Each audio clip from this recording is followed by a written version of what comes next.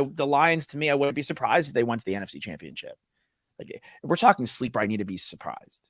Like, whoa, like I did not. I guess you guys are right. Like, I did not see the Seahawks make, like, if you told me that the Seahawks were going to have a top 5 pick, I would have been like, yes. If you would have said that it was the Broncos pick, I would have been shocked.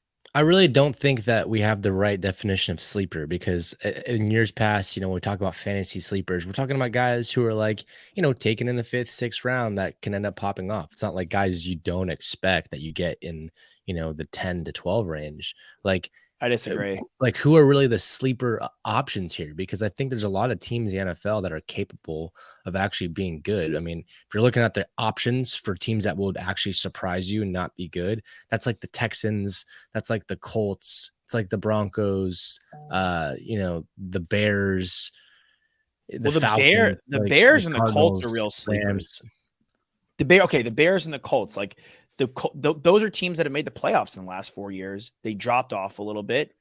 Like, they are teams that they've made serious moves. And if Anthony Richardson absolutely popped off and was the starting quarterback, and the Colts went and won the division, which they did a couple years ago, or made the playoffs, which they did a couple years ago, then, like, yeah, like, I wouldn't, like, it would be a sleeper. But, like, saying someone's a sleeper that made the playoffs, like, no, they're not a sleeper. They were there. For me, at least. I mean, maybe we all. But you just said you wouldn't be surprised. I'm doubling back on the Lions. I'm doubling back on the Lions because the Lions haven't made the NFC Championship since 1991. That team didn't make the playoffs last season. They have been a terrible franchise in regards to playoff success for a long time. They got a new helmet. I don't see how you. I get who's on their team this year. I get who their coach is, but guess what? Their coach hasn't been to the playoffs yet. It would be an absolute dark horse of a pick for the Lions to get to the NFC Championship. I believe in the talent for their team. I just want to make sure that we clarify that, like, this is not that would be a feat for them. Them getting to the NFC Championship would be incredibly huge for their franchise. I think yeah, of course. But I think dark horse, even to me, dark horse and sleeper are 2 different things. Okay. So maybe we're just, I think it goes. So I think contender, they are a sleeper because I think they're a sneaky dark horse contender to me, which is a sleeper. A sleeper is something that's been slept on. Like, people are sleeping on these teams. People have high expectations for the Lions. People think the Lions could win that division. Yeah.